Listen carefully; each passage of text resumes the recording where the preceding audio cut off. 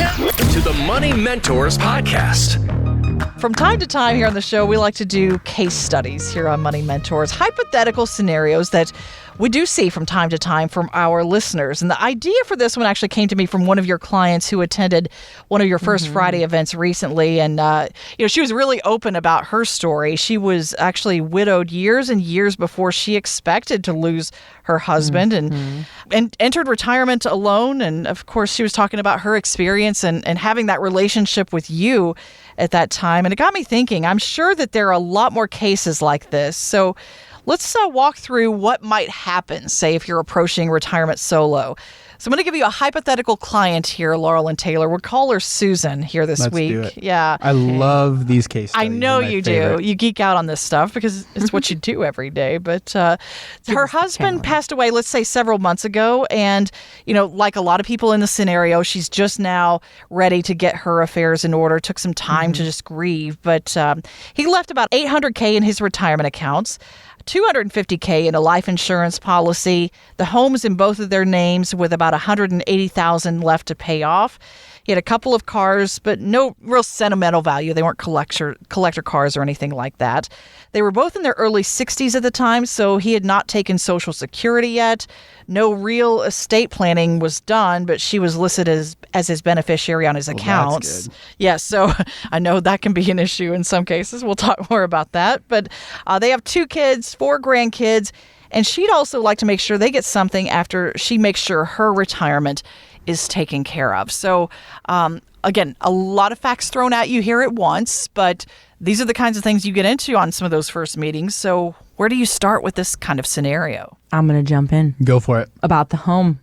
So the first thing that I think of, so the home has about $180,000 left to pay it off, and she is going to inherit life insurance tax-free, $250,000. So one thing that we would talk about or start looking at is, does it make sense to use the life insurance to take care of the home loan? And the reason why might make sense is because if she plans on staying there, she wants to maintain her life and her living there, maybe it's something that she can manage and keep up with. The other side of that is if she is now feeling that the home and maybe, she lives in a rural area and there's a lot of upkeep and maintenance and that's outside of her reach. I actually know a client scenario that's going through this right now to where her child is helping her maintain it. So maybe Susan doesn't want that aspect of it and she wants to move and downsize. Well, then no, it does not make sense to take that life insurance and pay it off. Rather, put it up for sale, do some other things and invest that life insurance. Great point. I was kind of thinking the same thing. I guess the only thing I would add to that is what's the interest rate we're talking about? Good. And also where are her other expenses? If it's not, it's $180,000, so it's going to be a decent sized mortgage for sure. But is it fit within, their overall income plan and budget? Again, if she's going to stay there, if her interest rate's low enough, can we grow their assets at a much higher rate than what the interest rate is? So at least for now, let's continue to make those payments. Also because he just passed away several months ago. So let's not make any rash decisions right away. Right. Yeah. Let's sort through some items and figure things out before we just go ahead and start doing those type of items. I was going to say next too is Social Security. That's one thing that stuck out to me instantly. I think that's a good one. So they're both in their early 60s. Hadn't taken Social Security yet. Well, there are widower benefits available for her that do start at 60. So she could tap into that and start receiving that as an income source. Yep. And then turn hers on later. Or maybe she didn't work enough to qualify for her own benefits, or maybe he didn't. Maybe that widower benefit's the only benefit out there for them. Let's say she worked for the public school system and she's got retiree health care. Is she going to continue? I mean, she should. She would speak with Medicare Matt, and Medicare Matt would say, yes, keep that retiree health care.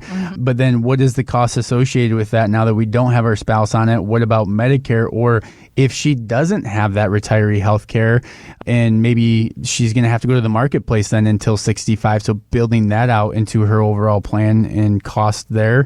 Let's see. The cars, no sentimental value for the family. Does that mean Susan or does that mean the husband? Because it could be his prized possession, right? Maybe one of the kids wants it. Yeah, true. So that's just more of a fun one, I guess. Yeah, so she could keep or sell, obviously, there.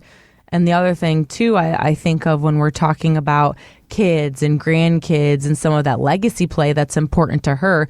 You know, you've said here after she's taken care of, so that's good to know. But also we will absolutely rework this income plan because a lot of things change now, right? Especially with having some less expenses, but also if he was still working, you know, that might be an income shift. And so we got to look at all of that.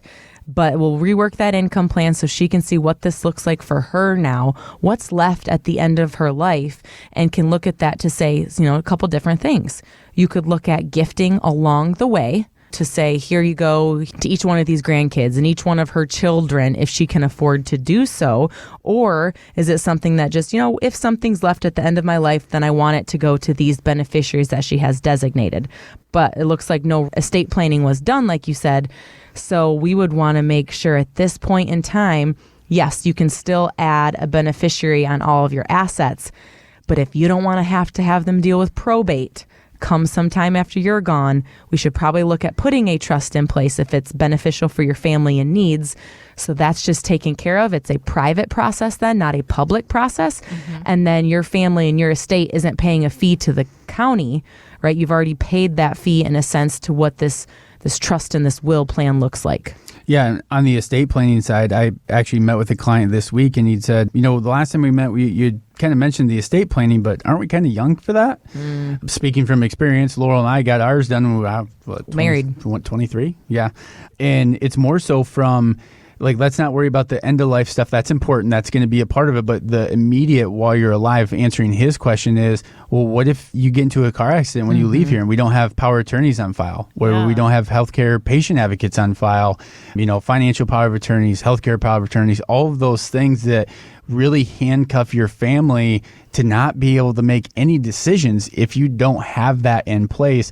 And especially now that it's just her, having those conversations with her kids or whoever that person is she's going to appoint to make those decisions is really important, because naturally it just would have been the husband prior to that. Yeah. So there's a lot that needs to be settled on the estate planning side of things. And then I'm going to touch base on the retirement accounts.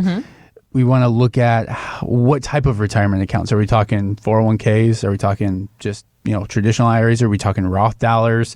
There's a lot that we want to unpack as far as how those retirement accounts are invested from a actual investment standpoint, but also from a tax qualification standpoint. Obviously, that Roth being tax free, so maybe all 800,000 is Roth. That would be great. I doubt it, but you know, what's that going to look like now? If that continues to grow and then RMDs become a problem, well, now that's going to affect your Medicare potentially. That's going to affect your Social Security. So there's so many things in these, you know, 6 or 7 sentences here to unpack that just my brain's running a million miles an hour over here. I've got so many more questions. Well, I think too, depending on that legacy piece, that is an opportunity also to say, I have the funds to purchase a life insurance. Now, if she has never had life insurance before and if she's healthy, that might be cost effective. She might not be able to have life insurance anymore, but that's another way to say, at the end of my life, I want to make sure once I'm gone, I'm producing something for my kids and grandkids, and you can also do that through life insurance policy. I guess what I want listeners to walk away with in this situation for Susan, because this one is pretty near and dear to my heart, whether you're the husband or the wife. And let's say typically one of them handles those finances. In one of my really close clients' cases, the husband handled the finances and the husband passed away early. He was planning on retiring, you know, in the next year or so, and he was diagnosed with cancer and passed away. His main goal and main reason for coming in and meeting with us in the first place was because he knew his spouse didn't handle the finances as much as he did. And he wanted to make sure, God forbid, if something happens to me, I want to make sure that she is taken care of and that she's working with somebody that she trusts and has full confidence in that will take care of her, but also that he had confidence in. And so this situation really did play out for me and one of my clients just earlier this year. And so whether you're the husband or the wife, whoever handles the finances, it's good to have that advisor that you trust. That way, you know, we're not all going to be here forever, but you want to make sure that your spouse is taken care of if you pass away unexpectedly. Because of that planning that we had done, she's in a very good spot now. He did all the right things for her. Some of the planning stuff that we've done have really helped benefit just because we don't know when her time comes. Yeah. And that's And scary. And she has had, the support of her children, her boys. And it's great because they've been a part of these meetings and these conversations with Taylor prior to that husband passing. Mm-hmm. They brought them in to make sure, I want you to meet Taylor and Matson Financial. They're the ones that take care of XYZ. Here are how things are laid out. Because the last thing you want to have happen is you've created this plan, but you've left others who are going to take care of stuff in the dark once you're gone. And then that gives room for them to make decisions and interpret what were your goals or your dreams because you didn't talk about it with them. You've talked about it with an outside party.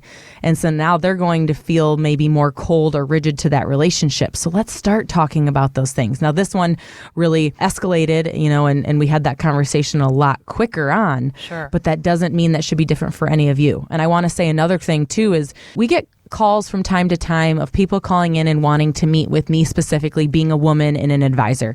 And I love that. I think that that's amazing to know that women want to work with other women out there.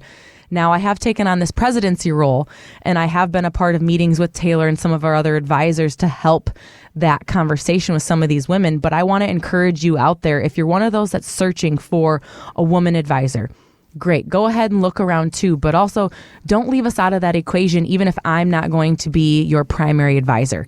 I'm still here leading Matson Financial, leading our company, working with our advisors because we understand our clients, not only the men, but the women in wealth.